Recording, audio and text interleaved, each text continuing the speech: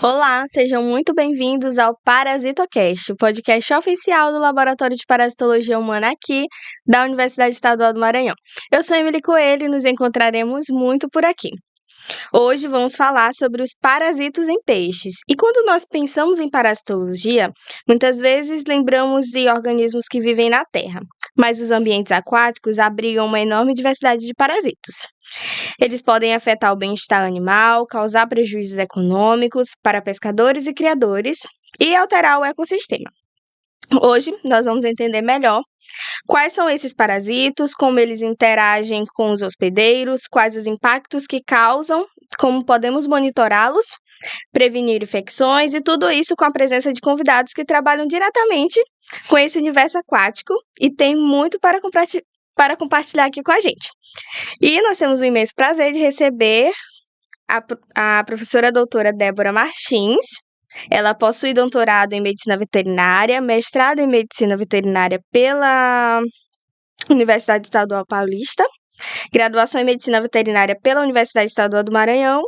Atualmente, ela é professora associada 1 da Universidade Estadual do Maranhão, docente permanente do programa de pós-graduação em Ecologia e Conservação da Biodiversidade.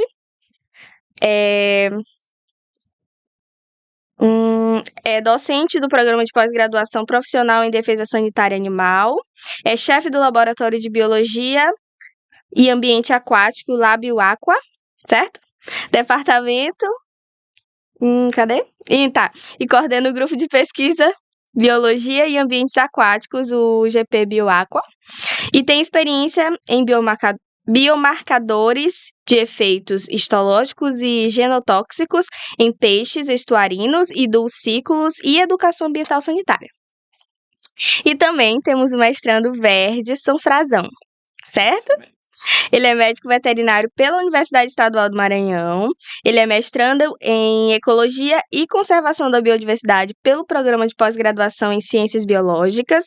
É membro, colaborador e pesquisador do Grupo de Pesquisa de Biologia e Ambientes Aquáticos. Possui experiência clínica em pequenos animais, assim como em ambientes aquáticos, com ênfase em estudos ecotoxicológicos, biomarcadores aplicados em peixes e aspectos parasitológicos em peixes. Sejam muito bem-vindos ao Parasitocast. Muito obrigado. Obrigada, Emily. Certo. Para a gente começar aqui a nossa conversa, como surgiu o interesse de vocês sobre esse tema tão específico para a pesquisa? Professora, começar?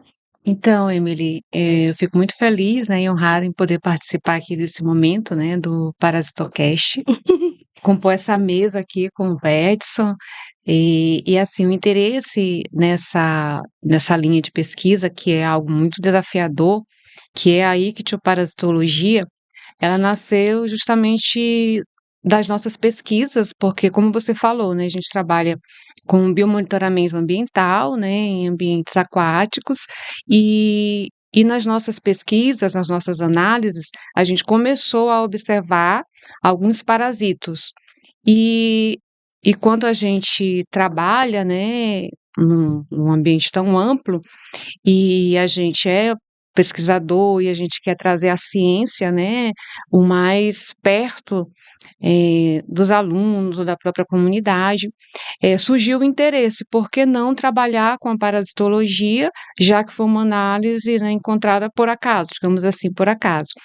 E os nossos alunos, a equipe que a gente trabalha, né, no Bioaqua, lá na região da Baixada Maranhense, então acaba sendo um apelo muito grande se conhecer esses parasitos. Então, não se voltar só para biomonitoramento, análises histológicas, genotóxicas, que é o que a gente trabalha, mas e por que não auxiliar, assim, né, a ciência e a comunidade com esse tipo de pesquisa, né? Então, a parasitologia para peixes, né, é muito amplo, é desafiador. E eu trago também a seguinte informação: esse interesse também surgiu por conta de um grande projeto, né, o Procage Amazônia, e que vários alunos estiveram inseridos dentro dando continuidade à questão da sanidade em peixes, especificamente com parasitologia. E o Verdson aqui, né, ele faz parte da equipe, assim como outros, né, e não só foi voltado para ambientes naturais. A gente também vem trabalhando com pisciculturas.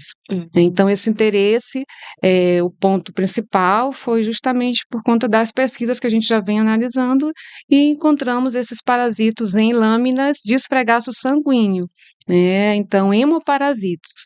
E aí a gente começou a fazer essa análise. E o Edson pode falar, né, complementar como é que esse interesse, né, dele com a parasitologia. Obrigado, professora. Obrigado, Emily, pelo convite. Um prazer estar hoje aqui contando um pouquinho das experiências desse universo que é muito amplo, a Sim. parasitologia.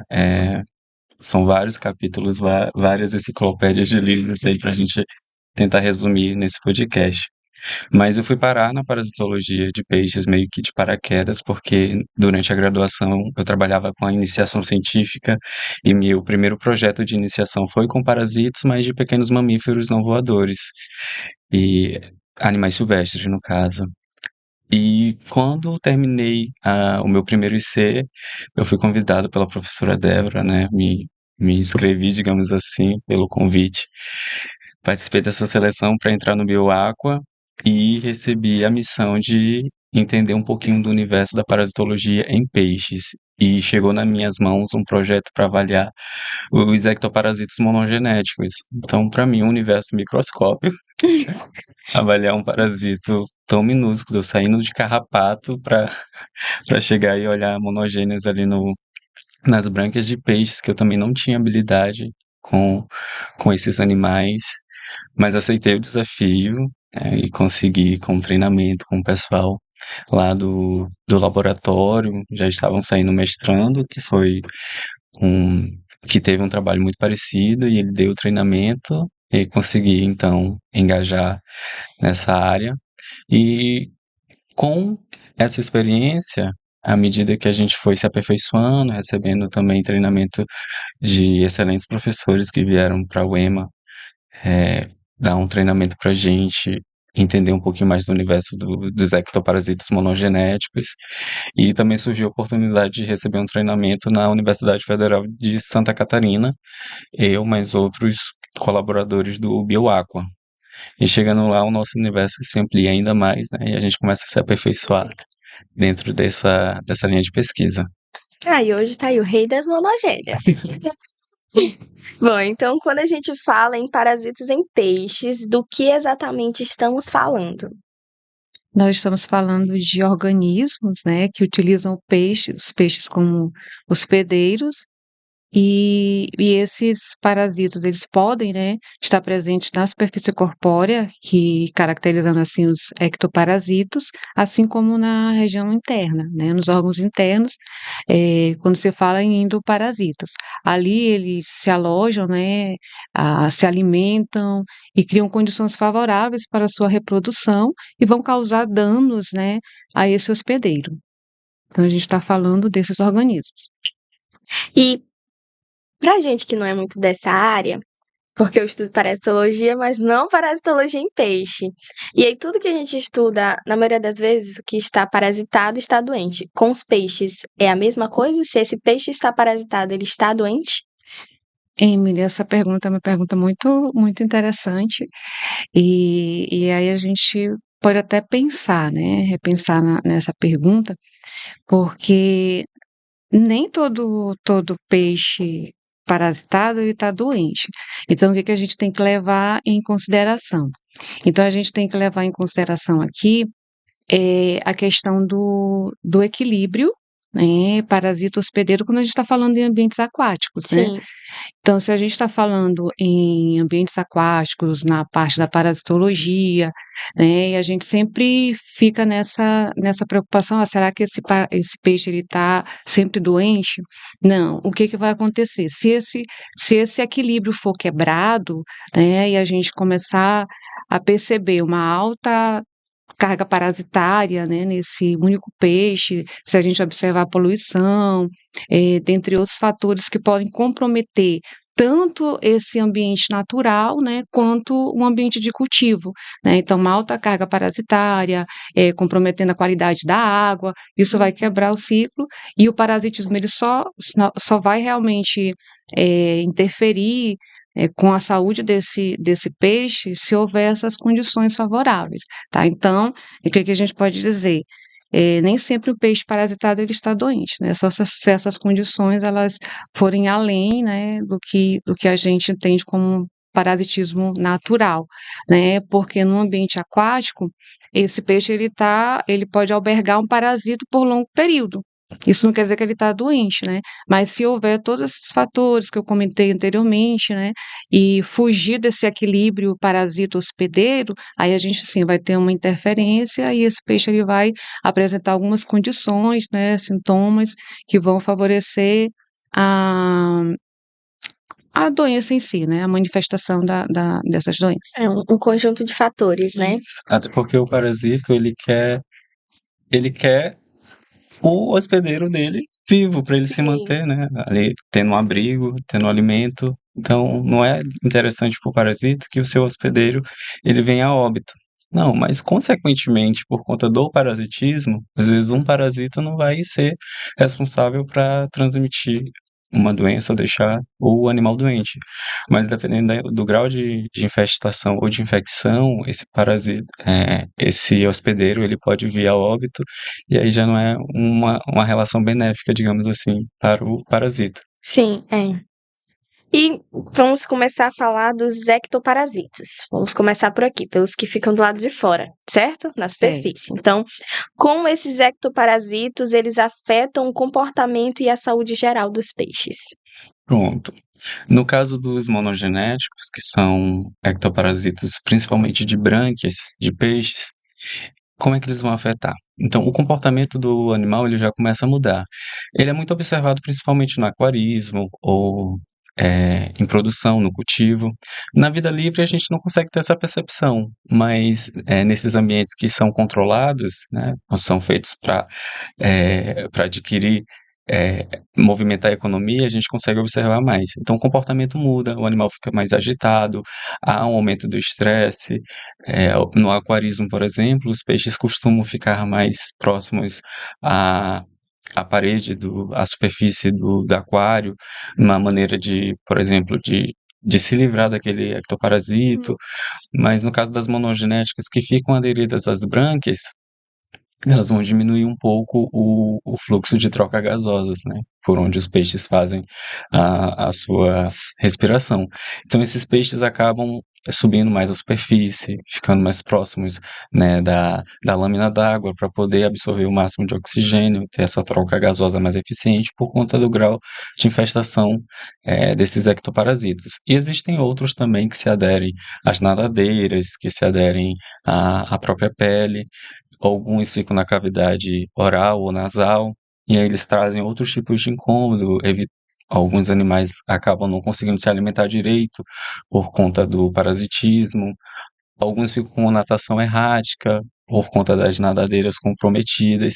Então, de uma maneira geral, a gente percebe um estresse nesses animais, principalmente quando a gente está falando aí de aquarismo ou de animais de cultivo.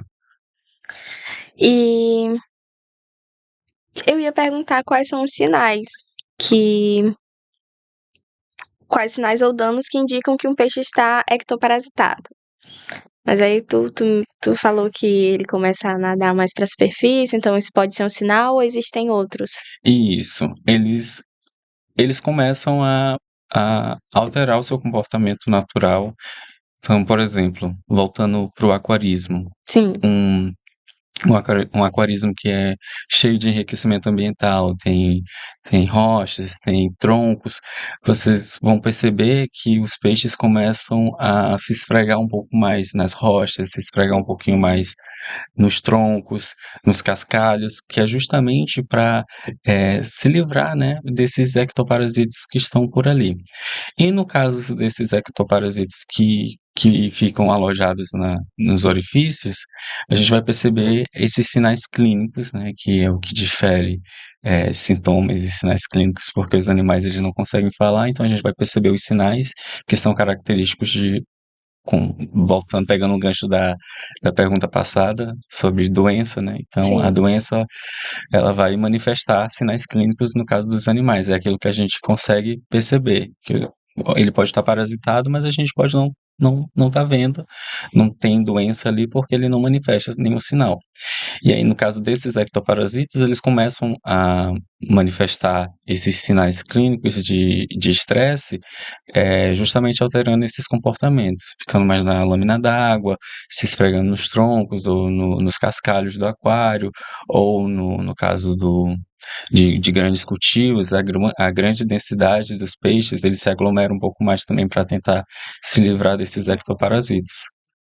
Certo, muito boa a sua resposta. E no quesito histológico, quais os danos que esses parasitos causam nos peixes? Então, quando se fala em histologia, né, a gente está falando na anatomia microscópica. E, e quanto à questão das lesões, das alterações, né, principalmente para ectoparasitos, a gente traz a informação aqui de um órgão, né, que é um órgão-alvo, principalmente por parasitos, né, entre outros micro-organismos, que são as brânquias, né. Então, essas brânquias, elas estão em contato direto com a água, e isso também favorece, né, essa essa infestação, né, ou essa fixação do parasito na brânquia. E que alterações a gente consegue visualizar, né, a microscopia. Então, a gente pode visualizar justamente a hiperplasia, então a hiperplasia lamelar. A branca, ela tem filamentos secundários, e esses filamentos, eles são responsáveis por trocas gasosas, então vai haver uma proliferação intensa de células, havendo assim a fusão das lamelas. A gente pode encontrar também, entre outras lesões, como fusão lamelar, como levantamento do epitélio, como necrose, né? Isso aí já compromete muito a fisiologia, porque a gente já está falando aqui em morte celular, tá? Então compromete muito órgãos vitais para esse peixe. E aí, já entendendo que eles comprometem os peixes. E a gente vive em uma região em que a gente consome muito peixe, né? Sim. São os ludovicenses, eu mesma é a minha comida preferida. E esses ectoparasitos, eles podem transmitir algum tipo de doença aos humanos? Emily, diretamente não. Não há essa transmissão direta. Mas os ectoparasitas, eles vão ser portas de entrada para infecções secundárias, né? Então, bactérias, vírus, fungos que são oportunistas, que já estão ali na água ou na própria pele do animal, eles, a partir da medida que eles possuem uma solução de continuidade, ali uma lesão na pele do animal, eles podem ser infectados por alguma desses patógenos.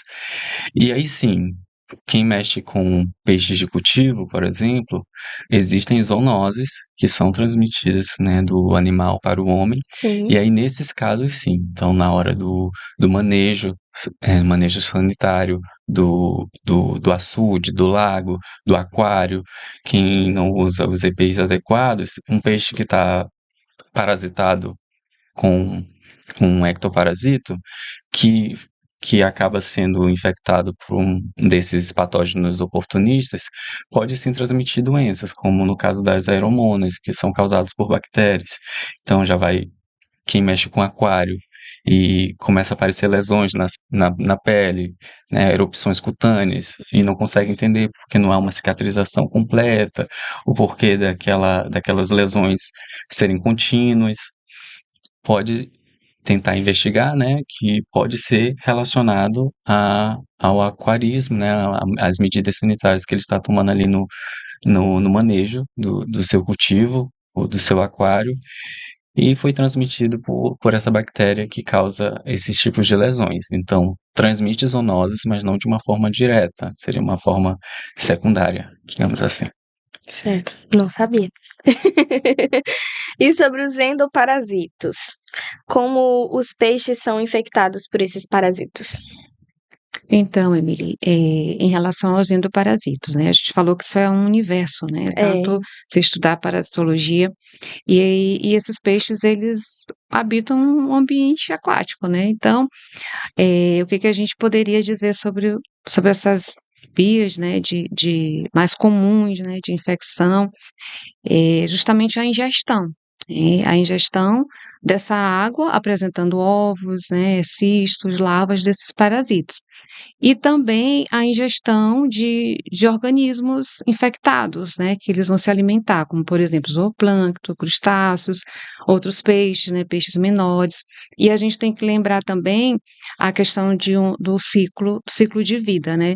Então, aquele hospedeiro intermediário que possa estar infectado e o peixe predar esse hospedeiro intermediário, né, nesse ciclo de vida, né, do parasito, pode levar, né, a alteração, né, a infecção desse peixe, tá? Então, as vias mais comuns é a ingestão justamente da água, né, contendo esses ovos, cistos e larvas desse parasito, e também a ingestão de outros organismos infectados. Tá? Além disso, também tem a penetração ativa na pele, né, e também nas brânquias. Isso pode levar, sendo parasitos, né, a causar uma infecção, um dano a esse peixe. Certo. E para as pessoas que trabalham com aquicultura, tá certo? Aquicultura é o mesmo que piscicultura, ou não? Essas Tá. nomenclaturas eu Então, a gente vai fazer uma abordagem tratando mais, né, da piscicultura em si, sim, né? Então, quando a gente fala, né, as pessoas que trabalham diretamente com cultivos, né, a gente tem que lembrar que essas infecções parasitárias, elas vão comprometer o que a gente está falando, né? Essa cadeia de comprometimento dos órgãos e que vão afetar justamente a fisiologia, né? sim, Porque é essa pergunta que você está colocando, né? Quanto à questão do comprometimento dos órgãos internos e da fisiologia, não é isso? Então, quando a gente fala, né, que a gente vai estudar um peixe e a gente vai trabalhar a questão dos órgãos presentes, então esse parasito ele pode afetar principalmente mucosa de órgãos importantes, né, como por exemplo intestino, né, afetando ali a questão das vilosidades do intestino. Isso vai dificultar o quê? Vai dificultar a ingestão de alimento, né, de nutrientes. Então a gente já tem uma parasitologia ali, né, o parasito, alterando, né, a mucosa de um órgão, que é importantíssimo. Então, nós temos aí o comprometimento tanto do sistema digestório, especificamente, como eu estou falando, do intestino, sim. do estômago, do próprio fígado, do baço. Então, pode levar a várias alterações, comprometendo, né, o funcionamento desses órgãos, que são fundamentais para esse peixe, né, e além de degeneração, né, entre outras lesões que vão comprometer a fisiologia. Não sei se fui clara, né? Não, Porque foi, são foi, termos aí sim, bem. foi ótimo, deu para entender direitinho. E nos ambientes de pesca e criação, como as infecções parasitárias elas podem gerar prejuízos econômicos e sociais? Então, aí a gente sempre tem que lembrar que o pequeno produtor, ou mesmo um grande produtor, os pescadores, os consumidores e a comunidade, né, em geral, principalmente a comunidade ribeirinha, né, a gente tem que lembrar muito bem de alguns aspectos. Quando a gente fala em impactos econômicos e impactos sociais, né. Então, quando se fala em impacto econômico, o grande produtor ele quer visar um lucro, né, mas só que é necessário, é fundamental que ele tenha a seguinte ideia, né. Então se eu quero, ter uma produção, e que eu consiga ao final ter um lucro, eu tenho que pensar muito bem de onde é que eu vou, comprar esses meus alevinos, né. Então eu tenho que ter uma procedência adequada para que eu coloque no meu cultivo, né, e aí sim, eu não tenha prejuízo. Porque para um produtor, o grande prejuízo é quando você tem uma alta mortalidade, né. Se você tem uma alta mortalidade, que são prejuízos econômicos, você investiu naquilo, né, então se você investiu e você não tem o lucro, consequentemente aquele seu aquilo que você investiu, né, complicou agora aqui a minha vida. Então, Eu posso retomar, né, Pode. voltar aqui. Quando a gente fala em prejuízos econômicos, né, a gente tem que pensar num grande elo, né, que é justamente os grandes produtores, os pequenos produtores, os pescadores, as pessoas que lidam diretamente, né, com esse tipo de cultivo, as pessoas que trabalham, né, diretamente a comunidade ribeirinha, porque a gente está falando não só de pisciculturas, né, mas a gente está falando de Sim. ambiente natural. Então, se houver, se houver uma alta mortalidade naquele cultivo, né, por conta de não ter trabalhado a questão da prevenção, que a gente vai falar mais na frente, então eu vou ter um índice elevado, né, de mortalidade, vou ter um grande prejuízo. E aí isso vai ser prejuízo também se for um pequeno produtor, aquela pesca ali para ele, né, é para subsistência. Então Sim. ele vai ter um prejuízo também. Aí gera-se também um impacto social, né.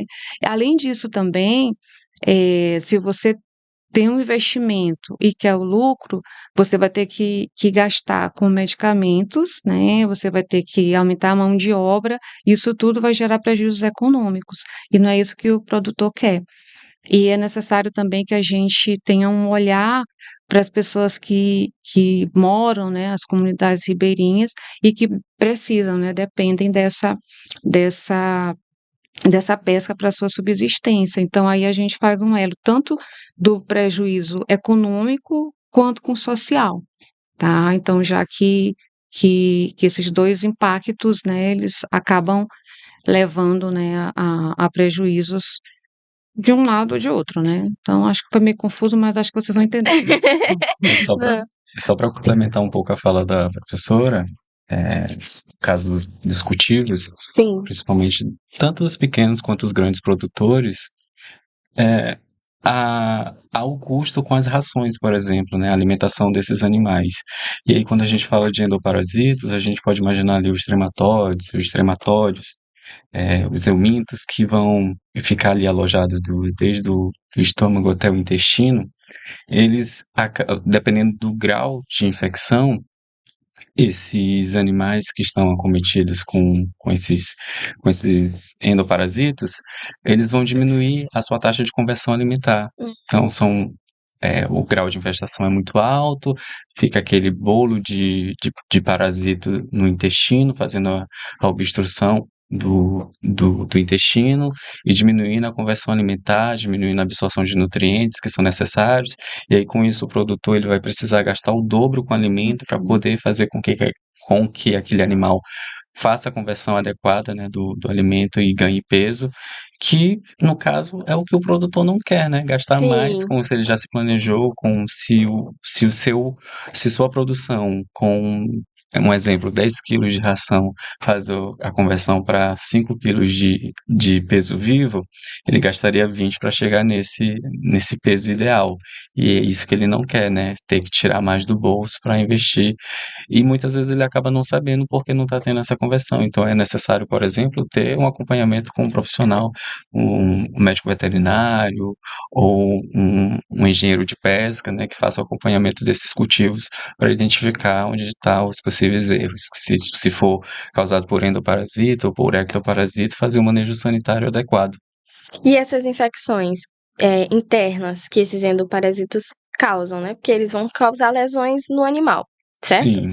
E aí, quais os métodos que vocês mais utilizam para descobrirem essas lesões, examinar essas lesões nas pesquisas de vocês? Pronto. Lá no laboratório a gente faz essa análise por meio da histologia, mas antes de chegar na histologia a gente precisa fazer as técnicas de necrópsia, né? Hum. Então a gente abre os animais, os peixes e faz a avaliação macroscópica, que é olhar diretamente para os órgãos desses peixes, os órgãos-alvos que a gente trabalha. Então, olha o fígado do animal, o rim, o aparelho digestivo completo. Então, depois dessa análise macroscópica, a gente faz a remoção das partes que vão ser de interesse para a histologia e a gente utiliza da histologia para avaliar essas lesões que a gente começa a classificar de acordo com o grau, né, da lesão identificada, que pode ser desde de microlesões até uma fase de um órgão comprometido ao ponto de estar com uma necrose, como a professora tinha falado agora há pouco. Então, dentro eh, dessa técnica utilizada, a gente usa a histologia para avaliar a sanidade ali desses órgãos. Certo. Para os ectoparasitos, a gente não tem umas doenças específicas para os humanos, né? A gente aprendeu que tem, mas não é muito nocivo ao ser humano, né? E os endoparasitos, eles podem apresentar algum risco para os humanos? Pode, principalmente o consumo cru.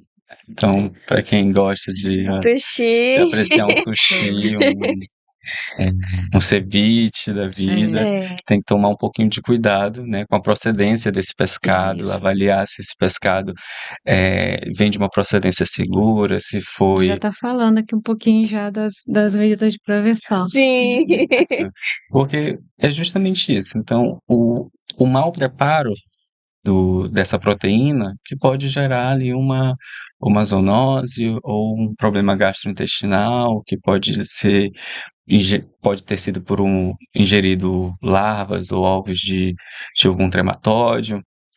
E aí está relacionado diretamente ao consumo dessa proteína crua, Crua. né, ou mal cozida. É, a gente adora um sushi. Sushi aí não pode, né? Tem que ver da onde que tá vindo, né?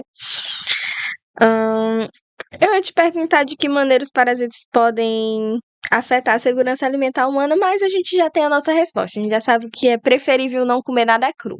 Isso. Mas também a gente pode pensar, né, de uma forma mais, né, ampliar a nossa holística aí Claro. para esse tema, não só na forma da saúde diretamente, mas a perda econômica é É, uma perda que afeta, né, a gente diretamente. A perda ambiental, a gente precisa ter justamente essa holística de uma só saúde, né? Então, o ambiente não está seguro, provavelmente os animais também não estarão, e assim a nossa saúde também. Então, há uma perda generalizada aí, não só afetando a nossa saúde, mas uma perda econômica e uma perda de sanidade mesmo do ambiente. sim. E diante das afirmações, quais doenças elas podem ser adquiridas pelo consumo de peixe mal preparado ou contaminado? Pronto, então a gente já tem ali as aeromonas, que eu falei mais cedo, que podem causar lesões cutâneas, é uma zoonose. Tem a salmonelose, que está, né, diretamente relacionada a, a, a- ao preparo dessa proteína, crua principalmente. Tem uma doença chamada anisakíase, que é o consumo de larvas de nematóides, que, que pode gerar infecções intestinais, né, ter problemas gastrointestinais. Então, o preparo, não diretamente você vai ter uma,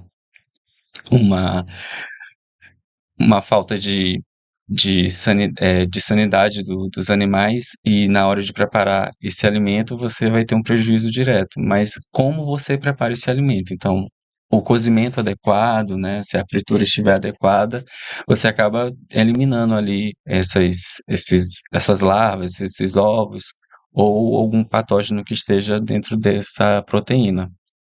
Certo. Então, Verso, Será que é? Verso já falou um pouquinho já das medidas, mas não tem problema. Né? Eu só queria frisar em relação à questão, porque são as infecções secundárias, né? Quando Sim, fala aeromonas, de repente a pessoa pensa, mas não é parasito, né? sim. Então ele está falando das bactérias que podem, né, ser decorrentes a partir de uma infecção secundária, né? E aí ele falou já dessa questão da prevenção, né? Que isso é fundamental, realmente, né? Eu acho que é a próxima pergunta, né, que você vai fazer aí pra gente, né? Eu ia perguntar quais os cuidados simples que a população deve ter na hora de escolher e preparar os peixes, né? Mas aí o É verso. muito do que o Verson já colocou, Isso. né? E aí é importante, né, a gente frisar também que a população ela deve escolher esses alimentos, né, qualquer que seja o alimento, e especificamente peixes, né, que é o que a gente está tratando, de um local que você saiba a procedência. Sim. E você vai observar se esse local também, né, está higienizado, se você não vê, você vê a questão do armazenamento, né? Então, como é que esse peixe está armazenado, as condições de higiene, né? Então, tudo isso é importante que o consumidor, né, ele vai escolher o local, o mercado, né, um supermercado, então ele tem que ter uma escolha voltada para esse olhar. E aí ele vai observar também esse peixe macroscopicamente, né, a olho nu, Sim, se tem manchas que são estranhas para ele, né, se for uma dona de casa, por exemplo, ela gosta de pegar o peixe, ela vai ver que tem muito muco, ela vai observar as brânquias, né, ela vai observar se esse peixe está meio que amolecido, né, então numa linguagem mais simples. E aí esse peixe ela já vai descartar, né, já vai eliminar. E observar a questão da escolha do local, quando você chegar em casa, do preparo. Então, o preparo que você vai ter que ter quando você vai fazer a limpeza, né, desse peixe, o armazenamento também, se você não vai eh, realizar o cozimento, né, um prato maravilhoso que você queira fazer, você deve congelar. Né? E aí, a questão também de quando você for preparar retirar todas as vísceras, né, para que não tenha o contato sim. com realmente com a parte da musculatura que você vai ingerir. Então, todos esses cuidados são fundamentais, né? Então, a higiene, o próprio cozimento, como o Verson já frisou, o cozimento, né, então, adequado, e é o que a gente está alertando realmente, né, para que não haja esse consumo de peixe cru mal cozido. E na piscicultura, quais as práticas de manejo podem reduzir a ocorrência dos parasitos? Então, a gente tem que levar em consideração a questão da qualidade da água, né? Então, é necessário que se faça as análises como pH, temperatura, né, oxigênio dissolvido, a própria amônia. Então, a gente vai ter que oferecer para esse peixe uma qualidade de água adequada, né? Um outro ponto também que é importante é a questão da densidade de estocagem, porque se você promove uma superlotação no viveiro, você vai ter um aumento de carga parasitária por conta de matéria orgânica, né, que vai aumentar nesse ambiente. Então, a gente tem que levar em consideração isso, qualidade da água, densidade de estocagem, um controle sanitário eficiente, né, então isso é extremamente necessário. E é o manejo que a gente fala, manejo alimentar, manejo sanitário, né, e você ter realmente uma assistência de profissionais que sejam habilitados para isso, né, como zootecnistas, médicos veterinários, engenheiros de pesca, que possa dar uma orientação, para esse piscicultor, porque não é só você chegar numa propriedade, eu vou escavar um tanque, né, e ali eu vou comprar uma quantidade X de alevinos, colocar ali, né, e aí ter uma produção, porque eu viso uma produção alta, né? Sim, Só que aí você está superlotando e vai gerar, né, realmente ali um ambiente propício para as doenças parasitárias, né, e outras doenças, né? Então, você realizando essas práticas, né, que são práticas eficientes, né, você vai promover uma qualidade ali no seu para a sua piscicultura, né? Não vai ter problemas futuros. Isso, sim. porque na cabeça do produtor, quanto mais melhor, né? Porque ele É, acha que por conta da área do açude que ele tem, do lugar de criação, quanto mais peixe ele tiver, melhor a produção, mas não sabendo que isso pode estar acarretando até no extermínio completo da sua produção, que esse problema de estocagem não sim, só para o parasitismo mesmo, pegando o gancho da professora, mas uma grande densidade de animais no único espaço aumenta o estresse desses animais e diminui, consequentemente, a a qualidade de vida deles, aumentando o estresse e diminui também sua condição fisiológica, sua imunidade, e aí ele fica suscetível para aquelas séries de patógenos, né, que podem manifestar em doenças futuramente. e aí o produto desse produtor fica comprometido também, né? E Sim, aí uma bola de neve. Uma exatamente. coisa Verdade. desencadeia a outra. E como a educação ambiental, ela pode ajudar a prevenir as parasitoses em peixes e proteger a saúde humana? Sim, então você tem que a educação de uma forma geral, né? Até o Wedson já falou essa questão da saúde única, né? Uma só Sim. saúde, que isso aí também a gente pode trazer para essa vertente. Então, educação ambiental, uma só saúde, porque você precisa realmente ter uma qualidade do ambiente, uma qualidade, promover a qualidade do ambiente para que você tenha saúde, tanto para o peixe quanto para o ser humano, né?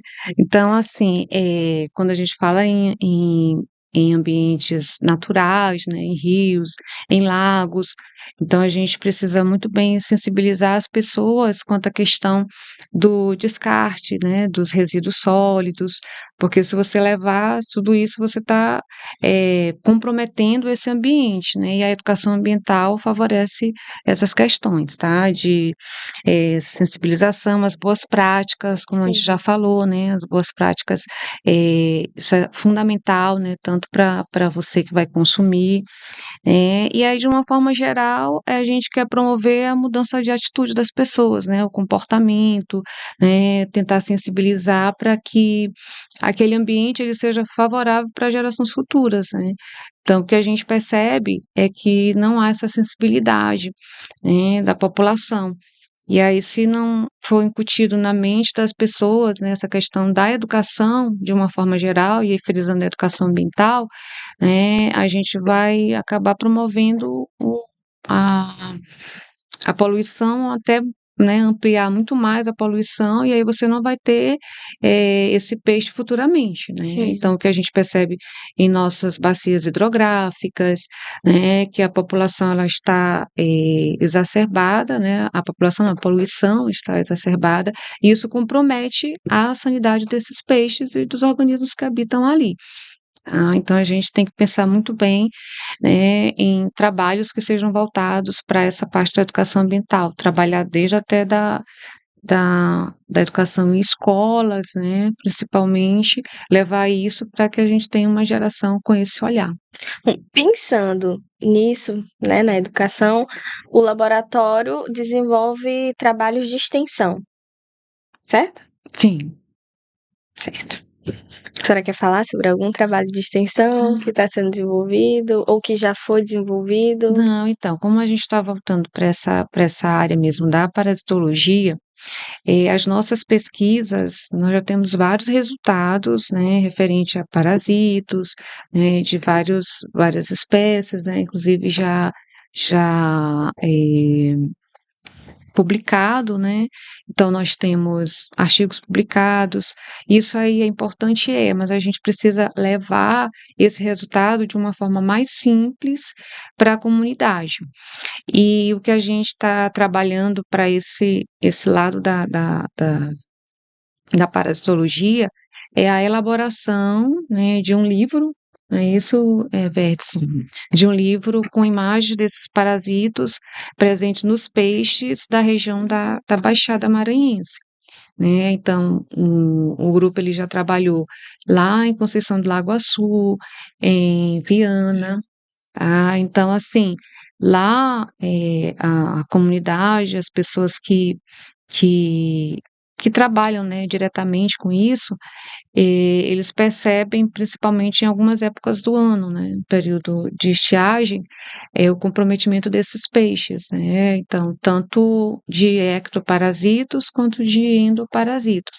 Então, se a gente divulgar um livro ilustrado, né, mostrando quais são as particularidades desses parasitos e o que ele pode afetar e como que eles devem se prevenir, eu acho que a gente fecha, né, e cumpre esse papel, que não é só a pesquisa, mas a gente precisa da extensão, né, retornando isso para a comunidade.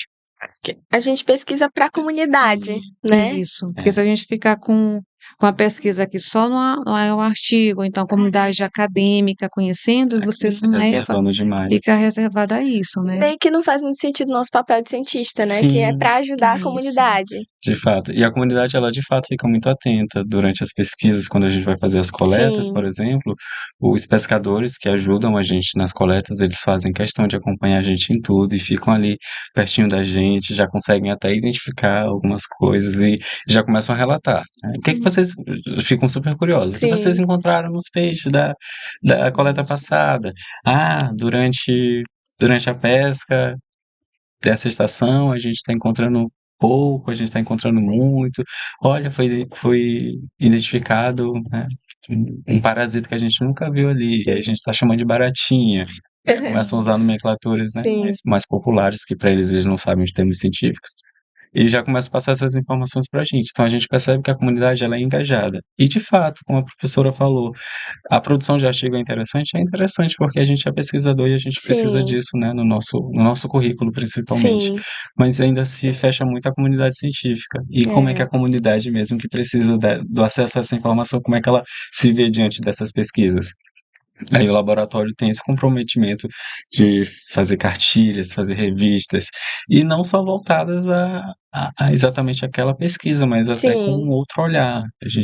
A professora tem no laboratório revistas fotográficas do lugar que a gente trabalha e traz isso para a comunidade, para eles terem, né, uma visão diferente de onde eles Sim. moram, que às vezes eles estão ali todos os dias, mas não percebem o quanto o ambiente é bonito, o quanto é É. interessante eles associarem, né, a educação ambiental com a preservação. Então, é conhecer para preservar mesmo. Se eles sabem que a falta de saneamento básico é um fator determinante para aumento de matéria orgânica e, consequentemente, o aumento do parasitismo, eles já começam a pegar um pouco mais pesado com as políticas, né, com Sim. os governadores, com os órgãos que são responsáveis por essas questões Sim. sanitárias. E aí a comunidade mesmo já começa a se ajudar ali.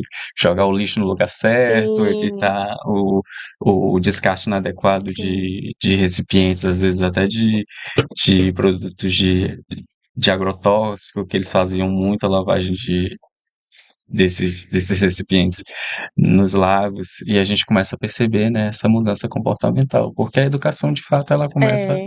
a ampliar a mente. E a parte mais bonita da pesquisa é a gente levar para a comunidade. A extensão é muito bonita, porque quando a gente está lá, a gente vê resultados das nossas Isso. pesquisas. Sim. Quando a gente fala com a comunidade, é uma parte muito bonita da ciência.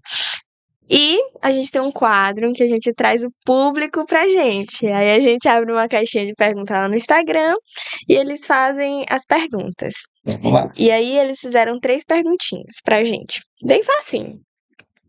Os peixes são mais suscetíveis a infecções parasitárias em ambientes naturais ou em cativeiros? Vamos lá. Essa pergunta é interessante, mas sendo mais direcionado em Sim, cativeiro, porque em ambiente de vida livre, então há uma mudança constante na entrada e saída de água, né, então, por exemplo, um lago que tem influência de rios próximos, vai ter uma troca, né, constante ali, sim, o mar tem esse poder depurativo e essa troca muito rápida. A oxigenação também influencia, né, tudo muito diferente do que um ambiente controlado. Como a professora tinha falado ali de densidade, por exemplo. Então, dentro de um açude, existe, né, de acordo com a metragem desse açude, uma quantidade X para a espécie que o produtor deve colocar ali dentro. Se ele ultrapassa esse limite, ou não só de uma espécie, ou de múltiplas espécies que têm hábitos diferentes, ali já começa a criar um ambiente diferenciado. E, sim. consequentemente, abre portas para um parasitismo e para doenças secundárias. Então, dentro da piscicultura, né, dos animais, dos peixes de cultivo, existe uma probabilidade maior de casos de infecções ou infestações. Certo. E uma outra pergunta é se os parasitos diferem dos da água doce para os da água salgada. E diferem, com certeza. São ambientes diferentes, Isso, né? ambientes Então, diferentes. Então, por exemplo, a salinidade é um dos fatores que vão influenciar na sobrevivência de um organismo ou não. Então, em ambientes aquáticos de água doce, existe uma fauna, e em ambientes aquáticos de água salgada existe uma outra fauna, por conta dessas questões adaptativas mesmo. sim. E um mito ou uma verdade? Vamos lá. Sempre a gente faz isso, acho muito legal. Peixes com vermes não podem ser consumidos de jeito nenhum. Mito, que, como a gente falou ao longo aqui do programa, o O problema maior está de como você vai preparar essa proteína. Então, os peixes têm vermes, não de uma forma direta, ele vai lhe transmitir ali um patógeno, né, uma doença. Mas basta fazer o preparo adequado. Então, basta cozinhar a carne adequadamente e ela está apta para consumo. Então, está realmente relacionado ao modo de preparo. Mas quem gosta de um ceviche, quem gosta de um sashimi, É, aí tem que estar um pouco mais atento, né, quanto à procedência dessa proteína. Mas se você for preparar isso na sua casa, comprou numa feira ou comprou no supermercado, só se atentar o que a professora já tinha falado ali sobre, né, as características físicas desse peixe e preparar adequadamente, né, cozinhando bem, fritando bem, que a carne está ótima para consumo. cozinhou, tá de boas pra comer. Sim. Mas é cozinhar, não é só passar limão e vinagre. Não, Tem gente, que por favor. cozinhar. Cozinhar. Então, vocês têm mais alguma coisa que vocês queiram ressaltar sobre o assunto? Alguma coisinha que. Não. Não, a parasitologia, como eu É, falei, é bem um extensa. universo. Então a gente poderia passar aqui horas conversando e só sobre peixe, porque se for pegar e engajar em Isso. outras áreas, existe É. um mundo, um universo. A Mas, gente sempre fala aqui nos episódios que a parasitologia tem um universo gigantesco a ser sim, estudado. E às vezes a gente limita muito, né? Pensando que só tem na areia, que só tem em exames parasitológicos de fezes, mas vai muito além disso. Isso. E quando a gente fala em parasitologia de peixes, né, que a gente tem grandes pesquisadores, né, Bertson, Sim. sim, a gente não imagina. Bertson falou de algumas técnicas para você fazer, para isolar, né, identificar o parasito. Só que para cada região do peixe, você tem um protocolo diferente. Né? Então, assim, até o protocolo para identificação, né, para você chegar mesmo a dizer, esse aqui é espécie tal, né, é um pouquinho demorado. Acho que por isso que muitas pessoas acabam abandonando a parasitologia de peixe, porque realmente dá muito trabalho.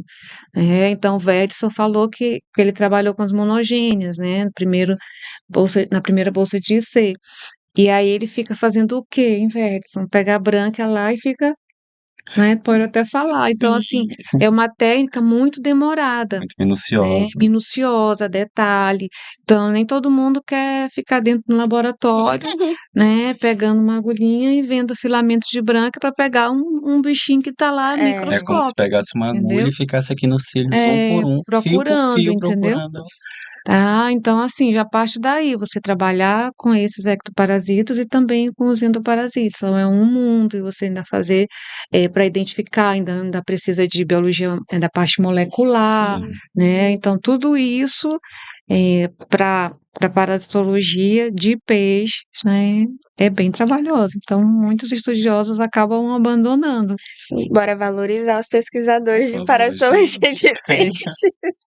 O alimento que você está comendo aí com segurança na sua casa, os veterinários aqui de plantão fazendo Isso. Na o verdade, trabalho deles. valorizar a pesquisa em A si, né? A pesquisa. gente, às vezes a gente vê um descuido muito grande com os pesquisadores, né? A gente, às vezes, desleixa isso, mas a gente desempenha um papel muito importante para a sociedade, né? E assim a gente chega ao fim do nosso ParasitoCast. Eu quero agradecer imensamente aos nossos convidados, porque nos deram um pouco do seu tempo, porque a gente sabe que nesse fim de período tá uma correria para todo mundo. E foi muito bom tê-los aqui com a gente. Prazer todo meu. Foi um prazer dividir essa mesa com você, com a minha professora, orientadora.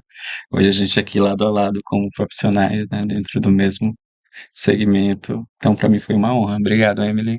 De nada. Então, eu também gostaria de agradecer, né, a Emily pelo convite, a equipe toda, né, do Laboratório de Parasitologia Sim. Humana, né, por esse trabalho, né, vocês estão utilizando uma ferramenta muito boa, né, para divulgar a ciência, né, Sim. vocês estão de parabéns, e eu fiquei muito feliz, né, e honrada, né, estar aqui compartilhando essa mesa com vocês, né, e aí eu espero que a ciência realmente, né, que a pesquisa ela seja valorizada, né, sempre aqui dentro da instituição, né, nos locais que a gente estiver para falar disso, né, que isso é importante para a comunidade. Tá? Então, muito obrigada, e aí estamos aqui para Eu que agradeço. isso. De mesa com pessoas tão inteligentes, eu fico, meu Deus. E a você que acompanhou a gente até aqui, o meu muito obrigada. Continue com a gente nos próximos episódios, porque a gente ainda tem muita coisa para descobrir sobre o universo da parasitologia. E eu sou Emily Coelho e esse foi o Parasitocast, onde a ciência e a curiosidade andam lado a lado. Beijo, tchau, tchau.